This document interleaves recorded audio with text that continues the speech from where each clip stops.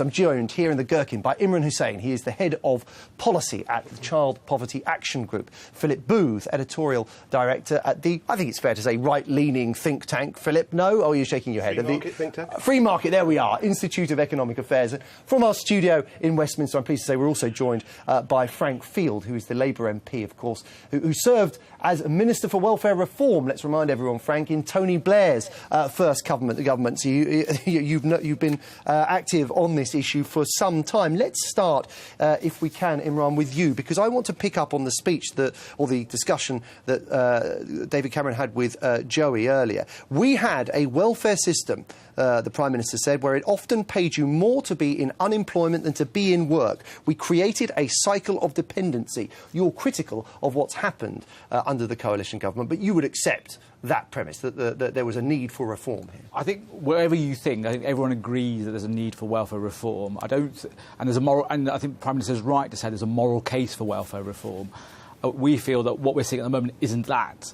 What are you seeing at the moment? Tell us. There's nothing moral about cuts to benefits which hit families hard or which drive up poverty. I mean, a few years ago, the Prime Minister talked about how poverty was a moral disgrace and an economic waste. So I think what we're seeing is our families who are coming to food banks for all sorts of reasons. Some of it's just a poor administration, some of it is down to toughened sanctions issues, some of it's just because they're incredibly vulnerable, because living on a low income over an extended period of time leaves families incredibly vulnerable to shocks to their income. OK, Philip Booth, pick up on that point. The issue here, agreeing with Vincent Nichols, basically that people here aren't being treated with respect, they're not being treated with dignity, and it's not right in a modern and, let's face it, very wealthy society that there should be destitute people out there. Something is not going right.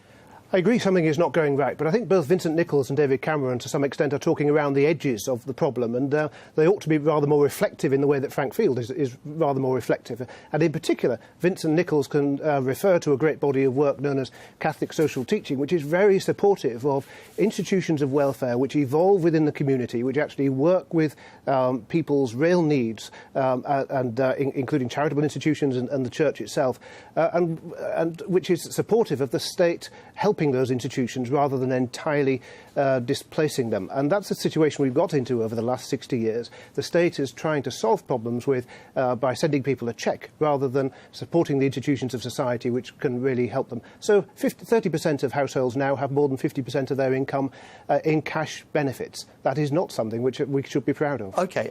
Frank Field, can you pick up on that? I mean, the point that Vincent Nichols made the other day was that the safety net there to protect the vulnerable in society had been torn as a direct result of government policy. David Cameron sees it slightly differently. He sees it that there are people individually, inevitably, who are slipping through the net, but the net isn't torn. What is your assessment? Well, I think one of the problems is there are a number of issues now being discussed at once. The Prime Minister rightly says, this is a sort of moral crusade.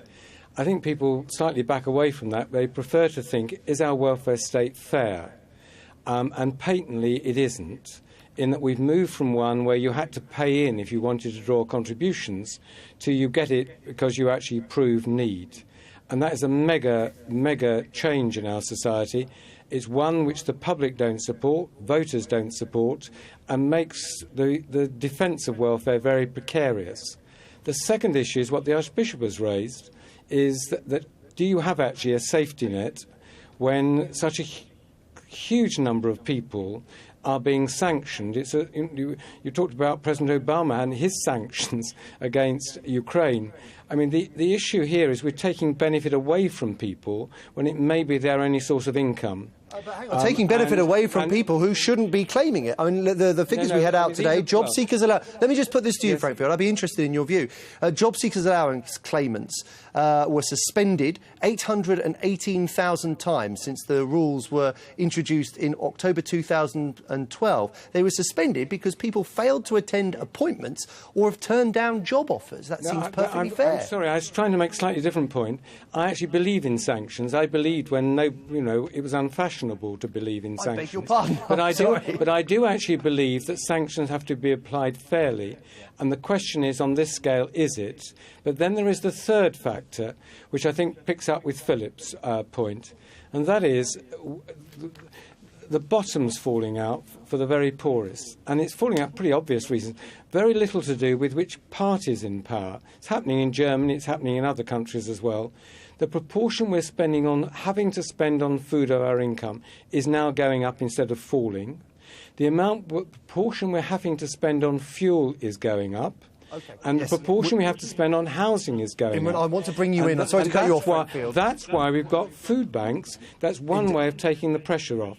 Indeed, and Imran has been telling us about that. I mean, is the problem here, Imran, that you have policy which is being engineered, which reads perfectly sensibly in Westminster, which is simply being implemented at a local level without compassion and without much common sense? I think there's a really strong element of that. So with sanctions, the government's new policy on sanctions, the key thing about the new policy is it's sanctioned first, evidence later. So a lot of those people who are being sanctioned actually later on overturn their sanctions because they appeal and representations are made. So, for example, one of the food banks that we advise in, we had someone who was sanctioned because they'd had to attend their father's funeral.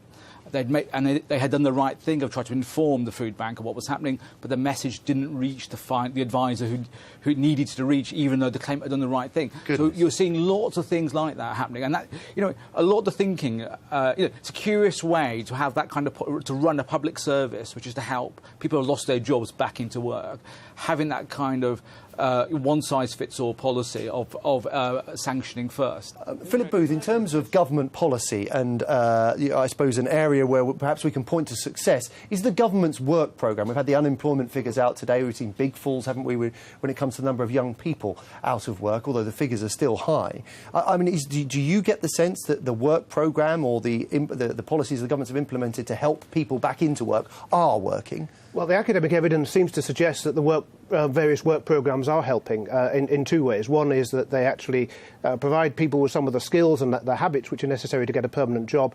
And secondly, there are people, as a result of either sanctions or having to turn up at a benefit office on a more regular basis, to turn up for training programmes or whatever, who we find were claiming benefit, who shouldn't have been claiming benefit before they melt away and stop claiming benefit. And the Institute for Fiscal Studies has done work which suggests that those effects are quite significant. I think the state is always going to be... Okay.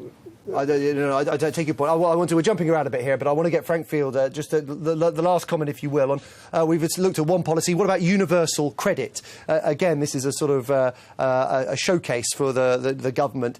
They want to save money, make work pay, do something about fraud. Is this a policy, in your view, that's working? No. It's morally wrong, because we should try and get people to be able to stand on their own 2 feet without these huge subsidies coming from taxpayers, subsidies to employers, dependency there, as well as actually work people. And I can't think of any major IT project which the government has ever tried to do which is successful. So we've got the major part of the government's welfare reform programme. It's heading for the wall. Ian Duncan-Smith's a very good person, but he's fallen upon daft ideas, and it's going to be painful getting the government out of this one. And it's a real challenge to Labour, because when this one hits the wall, what's our alternative? And at the moment, we have to say we haven't got one.